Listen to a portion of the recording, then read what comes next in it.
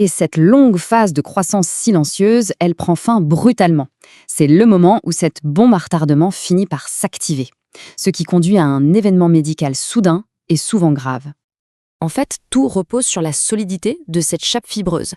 C'est elle qui contient le noyau. Mais à cause de l'inflammation, elle peut s'amincir, devenir de plus en plus fragile, jusqu'au point où elle se fissure ou même se rompt. Et voilà le moment clé. C'est là que tout bascule, quand le contenu du noyau de la plaque, qui est hautement réactif, entre en contact direct avec le sang, le système de coagulation d'urgence du corps s'active instantanément. Le corps, lui, il ne fait pas la différence. Il interprète cette rupture comme une blessure normale du vaisseau. Alors pour colmater la brèche, il va former un caillot sanguin, un thrombus, directement à la surface de la plaque. Et ce caillot, c'est vraiment le dernier acteur de ce drame. C'est lui qui va provoquer le blocage aigu de l'artère et donc entraîner toutes les conséquences graves de la maladie coronarienne. On voit bien toute la chaîne d'événements. On part d'une simple molécule de cholestérol pour arriver à un caillot qui bouge tout. C'est ça qui rend cette maladie si particulière. Un long processus silencieux qui peut finir par une crise totalement soudaine.